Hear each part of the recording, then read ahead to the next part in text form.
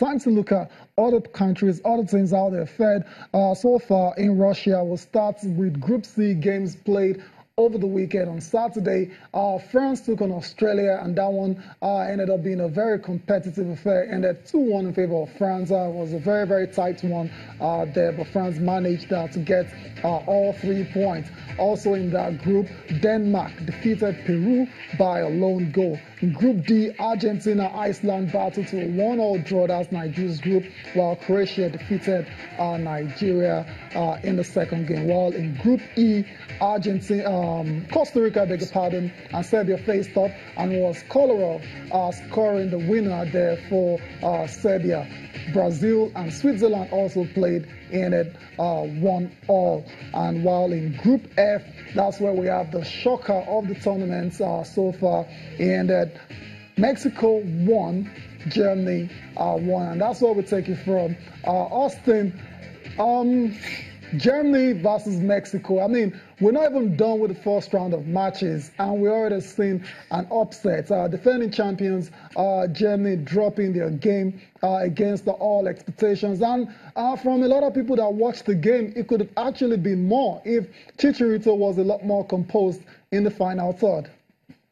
That's right, Tayo. The motivation for the Mexicans was, this is Germany, the defending champions, the favorites to win. And football just knows how to say no when everyone is saying yes. But that was the motivation that Mexico had, and then they went on to win that one. Again, it said to Nigerian fans, oh, you're crying, right? That you lost to Croatia. And look at the mighty German team falling. But then we have seen time and time again at the World Cup that your first match doesn't define you. So let's be careful the way we push away the Nigerian team, because the Germans are listening to Joachim Löw, and he says it means now that they are beatable, that they need to bounce back. So now there's no room for complacency. They're going to come out in their next game, guns blazing, play their German football, play the best, and see how they can get 6 points and advance to the round of 16. That's the same attitude that the Nigerian team should also have. When I was in Moscow, I was in the same room with the same hotel with some Mexicans before the match, Tayo. Right. You need to see their confidence level. They were so optimistic. They were already making so much noise from the roadside down to the train station before they got to the match venue. That's the sort of spirit they needed to have to beat the Germans, and they brought back double noise when they got off. Of course, everyone would do that after getting such a very important victory in your opening game. Tokumbo, what went down? What happened in that game against Germany? Why were they so unrecognizable in the first match?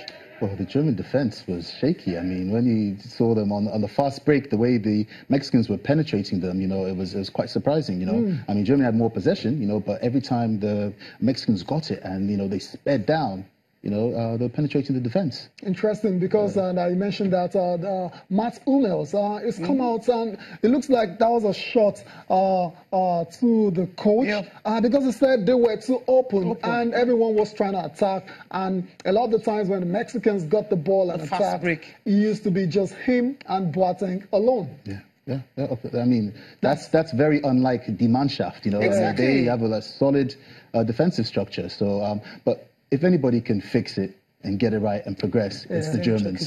So, as Austin says, they'll come out with guns blazing. In fact, the next team better be wary. Beware, right? Yes. Beware of the Germans, they're coming.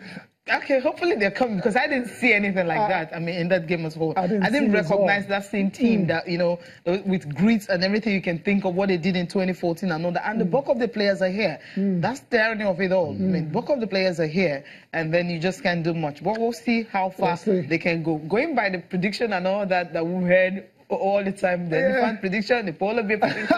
I mean, if you go by that, the Germans will just be in for a shock. Oh my goodness, that elephant, and they're out. They're watching the elephant, right? Because the elephant went on a psychic elephant predicted early exit for Germany. There's no octopus positions? No. This is an elephant from Germany, not from any other country. So that's why. We don't know how good it is. Let's talk about more shocks. Another shocking result. you'd say. Brazil took on Switzerland in Group E. That one ended 1-1. Felipe Coutinho gave the Brazilians the lead in that one, and it looked like they were going to just roll over Switzerland, but it wasn't to be the case because Steve Zuber got that equalizer, and they were frustrated for the rest of that game, Brazil. Yeah, Brazil started off strong, but it seems that after the goal, they just put their foot off the pedal and they let Switzerland come back in the game, get that goal, and then Brazil put their foot back onto the pedal, but they couldn't get that goal. That's a difficult one because Neymar, for instance, you had like almost 2-3 players on him anytime he did the ball. He was fouled like close to 10 times. He said that's the highest since 1998. I'm like, okay. It seems, the coach tried to do something that he wasn't the star player. Coutinho was the one who gave them that stunner, but then he was still the focus of the game. Is this something they can really do? So that we don't have that on him. I'm talking about the coach right now, Tite, because he wasn't just allowed to play until the final minutes of the game. Well, that's why, with talent like you have in Brazil, he has to alternate. I know that if they're taking him out, you have to push it towards other players, to let them produce, the goods, because definitely he was hacked. That's why it's a team sport. Yes. If someone else, or I guess Farman is taken out, the other guy should be able to step up. So that's on Willian and the likes of Coutinho, Firmino. Do you want to add something? Yeah, and definitely, Brazil should know better. After what happened in the last World Cup, when they took out Neymar, and then they played Germany and got disgraced, so they should know that you can't focus too much on Neymar, Interesting. Spread it out. Austin, let's get your thoughts on what happened to the Brazilians. And the coach came out after the game to say Switzerland's equalizer was a foul. And we've all seen that goal. It appeared Steven Zuber pushed Miranda in the back, but VAR didn't do anything about it. Yeah, Tayo, we had our doubts about the VAR, but hey, that's the human angle to football. And when a coach or a team is not winning, of course, referee is the problem. Excuses start flying left, right, and center. But let's salute the courage of the Swiss team. They didn't respect that Brazilian team. What again happened to the Brazilian team was complacency on their part, and again the World Cup. The World Cup it is just something about playing at the World Cup where if you underrate any team, it's at your peril. So yes, it was a very difficult decision. We also know that the referee can't see everything. The VAR, the people behind it are also humans. That's their job. Yeah, they're supposed to see these things. But they're humans. and sometimes, it's just the flow of the... You heard that, you heard Sam Jackson. He's from Ireland. He's a big fan of the Super Eagles of Nigeria. He says the Super Eagles were robbed, that they should investigate the Brazilian ref, the Italian ref. But, would we ever stop talking about this thing, wrong calls in football? I think it will always happen. So the Brazilian team can go on and talk. If you go to the FIFA website, it's Brazil 1, Switzerland 1. Austin, Belgium, we talked about the firepower that they have. The strikers, they're good from goalkeeper to the forwards and all that. What do you make of them? Can they really go far in this tournament? It's a good side filled with talented players, and of course we know the work that Belgium has done with their football over the years. But I like the way we're living with caution now.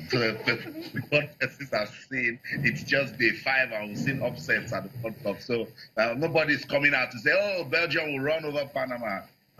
When you go back and see the way Panama qualified for the World Cup, they will be willing to continue that story. Same with Iceland. But it's Belgium. You expect them to win. They have the talent to do so. They are a quality side. They're very compact in midfield. They're good in front of goal. Also have renowned defenders. So everything looks good for them. But don't forget that small Panama team that is playing at the World Cup. I also want you to get talking about them. So yes, we shouldn't push any team to the side at this time. So let's just wait. After 90 minutes, we start talking. But I found it. We just talk about what we know. The Belgian side have a team. But let me just make some comments about England, Tunisia. African football fans, in Russia, they believe it's about time for an African team to win at the World Cup. That African teams haven't been doing so well, and they believe Tunisia can do that against England. The English team, the English fans, they've been entering Russia in batches, and they've been very quiet. And of course, you know why? The Russian fans say, don't make noise in our country. So they've been quiet. You see them in different places having their beer, waiting for that match to be played at the World Cup. So we should expect some interesting games too, but no noise yet from the English fans. Absolutely. Tomorrow, Austin, we'll definitely want to hear from you, your views about this. If the English fans are celebrating or not. Thank you for taking our time to join us this morning.